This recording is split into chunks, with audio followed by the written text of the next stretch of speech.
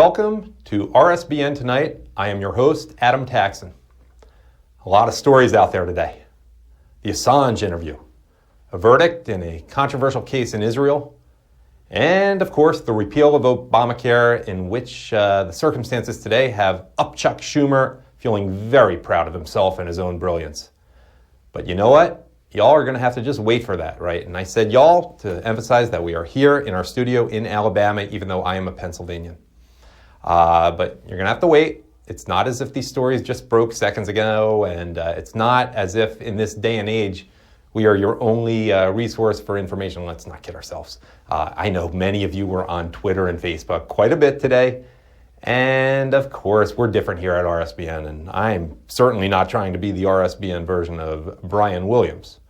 So I am, with a long introduction, starting things out a little differently, but I want to make a point here. Part of that point is that sometimes, even in 2017, you need more than 140 characters to get the gist of something. And that's not a slight on the president-elect whatsoever, because I want to add that sometimes a series of thoughts and details don't even lend themselves to what I do, which is a couple of minutes as a lead story on a news show. Sometimes you just have no substitute for actually reading something. And I'm not going to read you something on the air here. Well, I'll read you parts of something on the air. But I'm using the important beginning of the broadcast to emphasize above all a message, which I'll probably come back to at some point. And that message is that there is a place, there is a piece that you're just going to have to read to get what you need from it. And that piece perfectly illustrates the decaying state of the mainstream media. So I can't emphasize this enough. So as a certain community organizer says, let me be clear. Got to read it. And the story I'm talking about, it just came out. It's by a fairly controversial and definitely not conservative journalist named Glenn Greenwald. And I'm using the term journalist non-ironically. I'm being serious. He is the real deal. He just doesn't agree with us on plenty of things. The article, which I've been building up to, you should be able to see it up there right now. It's called Wash Post is Richly Rewarded for False News About Russia Threat While Public is Deceived. It's published in theintercept.com, which I wasn't familiar with before today. You have a pause button, of course, and it's 2017, and I will not be offended if you want to use that pause button now and just go ahead and read the thing now. The news show will still work, and it'll be in the archives later. But I cannot authoritatively just sum up this article for you. Beyond that, it excoriates the hypocrisy of the Washington Post, which, by the way, is now owned by Amazon's Jeff Bezos. Specifically, it slams the Washington Post for total hypocrisy in blatantly lying to make Russia and Trump look bad. This is as it tries to, at the same time, lead basically a jihad against so-called fake news.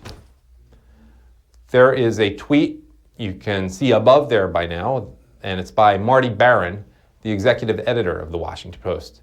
The tweet claimed that the Russian propaganda effort helped spread fake news during the election, according to independent researchers. And, well, no, he said, say independent researchers. And those last three words, very weaselly, by the way. Here's a key quote from Greenwald's story. It was Barron who went to Twitter on the evening of November 24th to announce the Post's expose on the enormous reach of Russia's fake news operation, based on what he heralded as the finding of, quote, independent researchers. The weasel word I talked about before, weasel phrase. Barron's tweet went all over the place. To date, it has been retweeted more than 3,000 times, including by many journalists with their own large followings. But after that story, there was a barrage of intense criticism, and Greenwald goes on a little later. The Post finally added, after this was all debunked, its lengthy editor's note, distancing itself from the anonymous group that provided the key claims of its story. And Greenwald continues. What did Barron tell his followers about this editor's note that gutted the key claims of the story he hyped? Nothing. Not a word. To date, he has been publicly silent about these revisions. So, having spread the original claims to tens of thousands of people, if not more, he took no steps to ensure that any of them heard about the major walkback on the article's most significant inflammatory claims. And again, I'm using what Greenwald said word for word here, so I got to give credit. Just continuing with that, he did, however, ironically, find the time to promote a different Post story about how terrible and damaging fake news is. And you can probably see it up there, related to Pizzagate. And you can see the hypocrisy going on. See the pious stance in this tweet saying that Pizzagate shows how fake news hurts real people. And there's a lot behind Pizzagate, but I'm just not going to digress there right now, not to minimize its importance. You should be seeing a few more images up there in the next few seconds about how widespread the trend is to, make these claims and not walk back on them or publicize the fact that they weren't true later. This is a trend among what Michael Savage, whom we love here at Rsbn, what he calls the Democrat media complex. And again, hit pause if you need to, if you're seeing the tweets too quickly. But you can see all about the bogus charges that the Russians hacked the Vermont utility. And you can see also how Hillary Clinton followed the Washington Post and the media's lead in terms of how the Russians supposedly hacked the election so badly. But back to the main point of this lead story. It's not any editorializing by me. It's just me telling you that you got to go and actually read this Glenn Greenwald article called "Wash Post is Richly Rewarded for False News About Russia Threat While Public is Deceived." And there's stuff about the economics of that too, which I didn't get into here. And once again, giving credit where it's due, theintercept.com. Next story. You heard about this if you watched other outlets today. The potential repeal of Obamacare. President-elect Trump, today, he warned Republicans on Wednesday, when he warned Republicans not to let so-called, his quote, Schumer clowns off the hook for Obamacare's shortcomings. He is, of course, referring to loudmouth, know-it-all Senate Democrat leader Charles Schumer. I mean, just look at the guy. I mean, sometimes a picture does tell you what you need to know.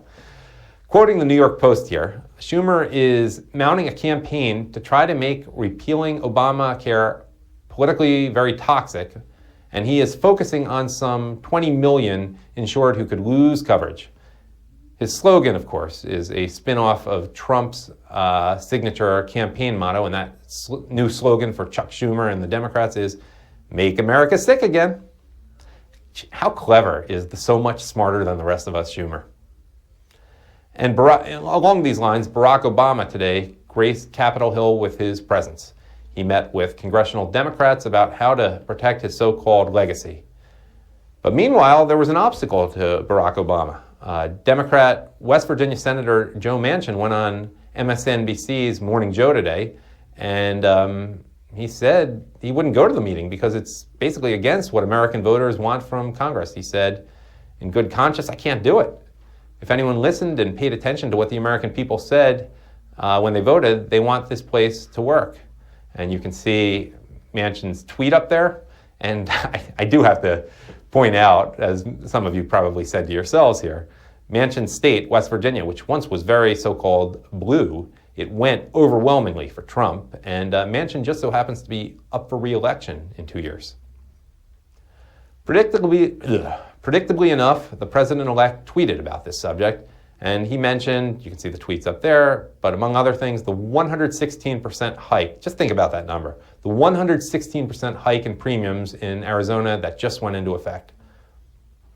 As for Barack Obama, so much of his legacy and so-called signature achievement is, of course, at stake here. But let me end this story with what Vice President-elect Pence said about the subject when he was also on Capitol Hill today for Obamacare-related meetings. Pence said, I like this. Make no mistake about it, we're going to repeal Obamacare. Third story, Julian Assange. As we led with yesterday, Sean Hannity's interview with Julian Assange aired last night. The substance of it was largely what was to be expected. But I do want to add one thing that people may have missed because it was at the very end of the interview and it wasn't focused on the way, the fact that Russia didn't do it, wasn't behind the WikiLeaks. That's the main part of the story.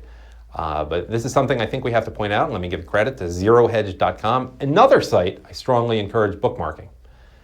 From Zero Hedge, and the writer who over there uses the alias Tyler Durden, which is a name from the movie Fight Club. Assange's concluding remarks were uncharacteristically emotional. I have been detained illegally, without charge, for 6 years, without sunlight, lots of spies everywhere. It's tough, but that's the mission I set myself on. I understand the kind of game that's being played. Big, powerful actors will try and take revenge. It's a different thing for my family. I have young children under 10 years old. They didn't sign up for that, and I think that is fundamentally unjust. They didn't sign up for that fight. Let me conclude this story now with a comment that was on my Facebook page by a man named Bill Aiken. Never met him, but he's commented on my page a lot through the years. And I like what he wrote here. Personally, I think they should give Assange the Pulitzer Prize for journalism. He sure as hell has made a difference in our lives. 1 second. It's going to be so much easier when I have a co-host.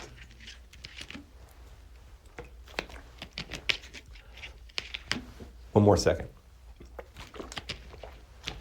Right now, I want to mention the president-elect and tweeting a little bit more. He tweeted earlier related to the Democrat media complex's fake news about so-called hacking. Trump wrote, somebody hacked the DNC, but why did they not have hacking defense like the RNC has, and why have they not responded to the terrible things they did or said, like giving the questions to the debate to Hillary? A total double standard. Media, as usual, gave them a pass. And of course, he's referring there to the pretty darned outrageous actions by CNN and the DNC's Donna Brazile in sneaking the questions for the debate to Crooked Hillary, which, by the way, Crooked Hillary, if she had any sense of ethics, would have said no to or admitted to. But of course she didn't. But she's not going to be president, so who cares about her other than, hopefully, prosecution of her. Moving on to the story about Senator Cruz and term limits. Senator Ted Cruz today, along with Florida Congressman Ron DeSantis, both are Republicans, predictably enough, they're now making a push to amend the Constitution to place term limits on lawmakers, arguing the move will help overhaul Washington, or as we like to say at rallies, drain the swamp. Under the amendment, House members would be allowed to serve 3 two-year terms, and senators would be able to serve 2 six-year terms. Here is what Senator Cruz said in a statement yesterday. The American people resoundingly agreed on Election Day, and President-elect Donald Trump has committed to putting government back to work for the American people. It is well past time to put an end to the cronyism and deceit that has transformed Washington into a graveyard of good intentions. News from Israel coming up next. Earlier today, an Israeli soldier named Sergeant Elor Azaria was convicted of manslaughter in the deadly shooting of a badly wounded Arab Muslim attacker in the Israeli city of Hebron 9 to 10 months ago.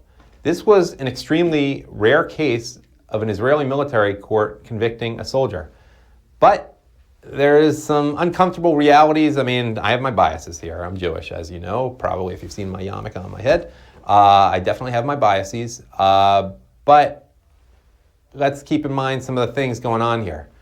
With military commanders, they have condemned the soldiers' conduct, while much of the public, including many military commanders and leading members of the nationalist ruling coalition, they've rallied behind the soldier. The sentencing is probably just a few weeks away, and Israel is having a lot of debate right now over whether the sergeant should get clemency.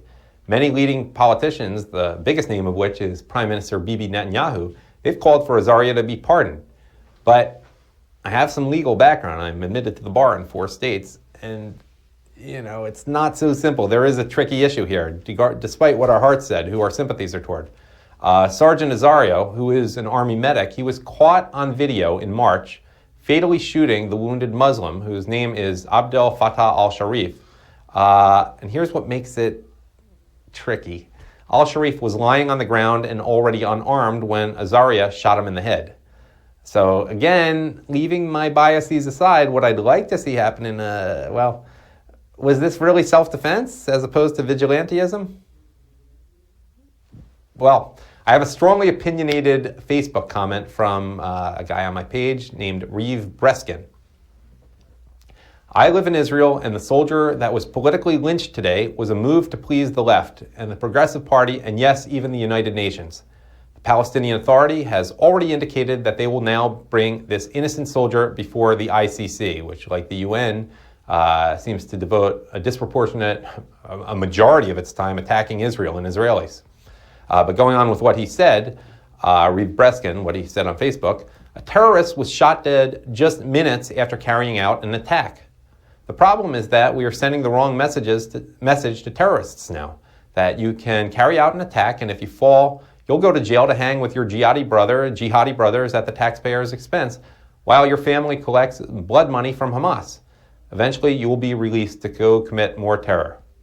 A terrible and despicable display of the political correctness that has taken Israel hostage. A story now which puts the whole minimum wage topic in some real perspective. This is from Futurism.com. The headline, Apple manufacturer Foxconn to fully replace humans with robots. In sum, and this is now text from Digitimes.com, the following. Foxconn Electronics is automating production at its factories in China in 3 plants, aiming to fully automate entire factories eventually. In the third phase, entire factories will be automated with only a minimal number of workers assigned for production, logistics, testing, and inspection processes. Another interesting story, which is a sign of the times.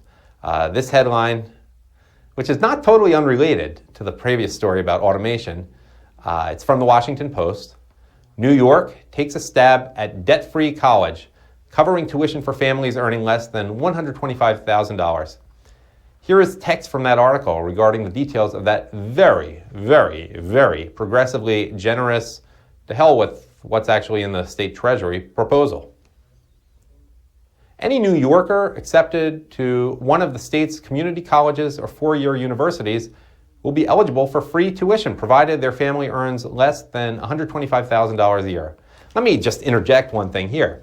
There is something particular to the state of New York that makes this proposal so messed up, and it just wouldn't be the case in, say, Oklahoma or Arkansas. In New York, in particular, there is a huge difference in where $125,000 gets you in, say, Manhattan or Brooklyn or Long Island, fancy parts of Long Island, versus, say, somewhere outside Utica or Buffalo, or really all parts of the state outside of the New York City metropolitan area.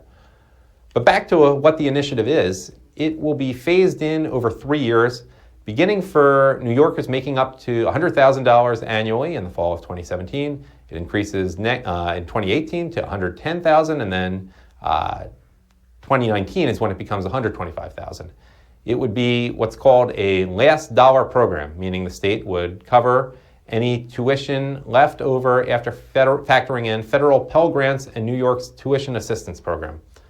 Governor Andrew Cuomo, of course, had a lot to say about this. He is calling the initiative the Excelsior Scholarship Program, and it's beginning this fall pending legislative approval. His administration estimates that the scholarship will cost at least $163 million to taxpayers in the first year, a price tag that could rise alongside participation. Of course, it's going to rise tremendously. Nearly 1 million families would qualify for the program. What did Cuomo say? It was, college is a mandatory step if you really want to be a success. Actually, in this day and age, with the technology we have, and what really goes on college campuses, not totally, but how much is it really worth it? Well, let's not get me started on that. Moving on to the Women's March on Washington. As you can tell, the so-called mainstream media is so giddy with excitement about this Women's March in Washington, D.C. on January 21st, which is, of course, the day after Donald Trump is inaugurated as president. Just listen to this breathless headline from the Washington Post, about whom I, of course, talked a lot at the beginning of the program. It started with a retiree. Now the Women's March could be the biggest inauguration demonstration. Well, how many other demonstrations are there during the inauguration? I mean, really. But here's what happened. Some attorney in Hawaii, of all places, basically had an idea. She put up the idea on Facebook and got a lot of likes, etc. I don't know if she actually paid to advertise it. You can do that on Facebook. And people, back to the story, moving on, and people registered to go. Of course, they registered by just putting their names on some list on Facebook or whatever, but there's no financial commitment, no firm commitment.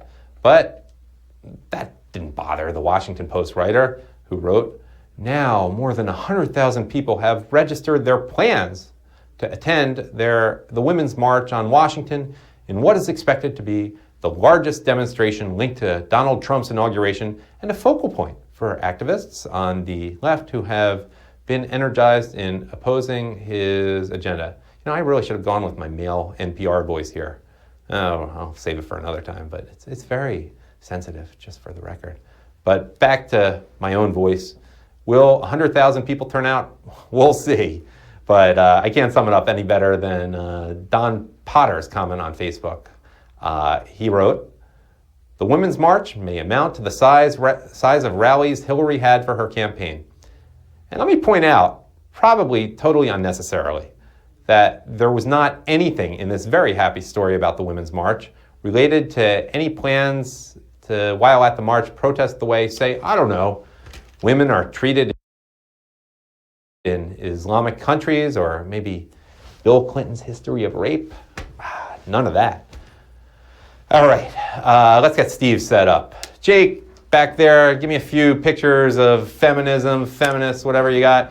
I know Steve has something interesting, and they love him in the chat room, and the comments are great about him. I think he had an interested with social shaming or something on social media, and we'll get some savvy perspective from Steve Lookner, the co-producer, co-writer of this show. And hello, Steve. Hello, Adam. Good to see you again. What's going on? I had no intention of coming back today, but these kind of I intended for you to come back. Well, thank you. That's very nice. But I'm a peaceful guy, but I keep getting into these Twitter wars. So I keep having to come back and tell you about them and tell everybody about them. So I thought the people out there would be interested in the one that happened today. Just today, this happened, and I'll tell you a little about it. So.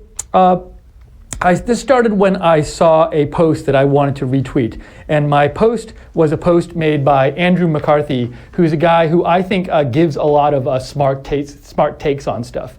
And a little bit, he wasn't so pro-Trump at the beginning, but I agree with you completely on that. Yeah, and I found so. A serious writer. Yes, if you watched the show yesterday, you know that something we talked about in the show was like the entire press was saying like, about when the House Republicans yesterday proposed these changes to the ethics investigative body and the independent one, and everybody in the whole world on the media was sort of like, these guys are idiots. Why these great ladies and men are idiots? Why would they ever propose this? And nobody was asking the basic question like, well, I'm sure they had some reason for proposing it besides wanting to get away with like ethics violations, but nobody just investigated like what could their reasoning have been. There was very little on this, and Andrew, right. I finally found a piece Andrew McCarthy wrote where he basically laid out the case that House Republicans would have for wanting to make the changes in the ethics committee that they did. This was in PJ Media? This was in PJ Media today. Yeah, but when I saw it, I saw it because somebody else just retweeted the story. So I wasn't going to PJ Media. This is how I found Andrew McCarthy.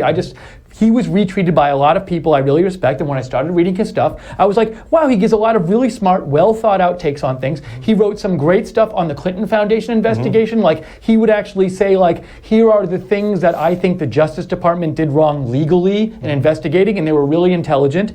He wrote a really good article recently on how we should fight radical Islam, and he even said, like, I'm not sure Trump is doing it correctly. So he's not like totally 100% pro-Trump, no. So anyways, saw this article and I just thought like, here's something that people who were into this House ethics story but wanted a little more in a non-superficial take, like the take. Substance. Yeah, a substantial. The actual procedure, the big words. Yeah. So people who just didn't want the 2-minute media take of like, House Republicans are stupid for proposing this, and actually wanted to ask the question, why might they have wanted to propose this? I said in my retweet, I said, I'm going to read you what I said. I said, if you'd like a rare, non-superficial analysis of why House Republicans proposed those ethics office changes, this is good. And I linked to this article by Andrew McCarthy. And note that the article doesn't say, like I didn't say, like, I think this was a good proposal. All I said is, if you want to understand maybe more about why they might have thought it was good, read this article. And by the way, it's always good to understand the other side, even if you don't agree with it. It makes your argument stronger to sometimes see the other perspective. I totally agree with you. And Trump would not have agreed with this. I mean, at least the timing of it. Yes, and Trump didn't agree with the timing, and Andrew McCarthy didn't agree with the timing, but he thought that maybe there was some merit to it. I'm not sure if I agree with Andrew McCarthy, but as you said, I want to understand why they were doing this, and not just assume that there was no good reason. So I posted that. I thought that some people on my feed liked that I posted it and checked and liked it or whatever. But anyways, no big deal. Then I got a reply, and so a little background on me, which you know, I in my original adult life was a TV comedy writer in Los Angeles for a number of years. And being in Los Angeles, and after that I was a grad student in Los Angeles, but being in Los Angeles, you are surrounded by, I mean, it's about as pro-Hillary as it gets. But one thing I always noticed is I have a number of friends, some of the friends of mine who I think are like the smartest people in the world, and they're really, really brilliant people. But when it comes to politics stuff, it's like their critical thinking goes out the window, and you can't even have like a discussion with them about anything involving like Trump or Hillary. They're not Glenn Greenwald, who may be a liberal, but really thinks this stuff out. Yeah, they just, something shuts off in their head, and I can't believe it. And so what happened today is I posted this Andrew McCarthy article, and I said, hey, if you want to look at this and understand why House Republicans might have proposed these changes, here's a good article. And a good friend of mine who will go unnamed, because I don't want to like out this person in public, that's not the point of this, but a good friend of mine who I've known since college and is like one of the smartest people I know, he's kind of a genius actually, he replied to my tweet with this reply. He said, you're linking Pajamas Media as a reputable source? Really?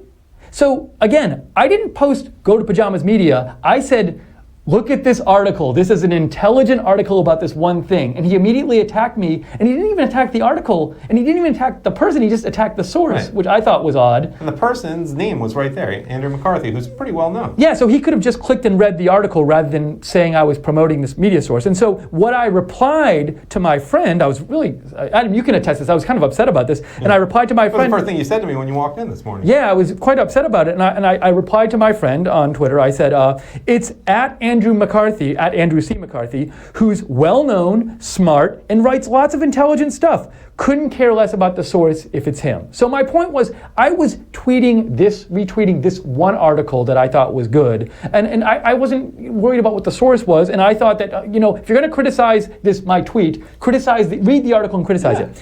So then I thought that was the end of it, but my friend replied to me one more time, and he said, and a National Review writer? I know who he is. He defends the indefensible and is a partisan hack co-signing the death of democracy. Now, once again, all I wish my friend did was read the article I posted and see that it's an intelligent article. And if you have a problem with the article, just look at the article. But he's so blinded to me by being so pro-Hillary and anti-Republican that anything that is associated at all with National Review or PJ Media, he lashes out against. National Review was so anti-Trump, and we had a problem with, a lot of people had a problem with National Review, but to call Andrew McCarthy a hack so dismissively, there are hacks of all types. Oh, yes. He's not one of them. Oh, yes. I mean, it was like so ironic, given this story, which was so well researched, and so substantive. Yeah, and if you read the story, you can. If you want to look at the story, go to my Twitter feed at Lookner and at LOOKNER, and your Twitter again is Adam_Taxin. Okay, so if you want to read the story, go to my Twitter feed. Even if you disagree with what the House Republicans did or disagree with some aspects of the story, I think you'll see, hey, this person made an intelligent attempt to get at what the House Republicans might have been thinking when they attempted this change. And so this is a point I make again and again, and I know you make it again and again. Just do some research and don't just take don't just react emotionally.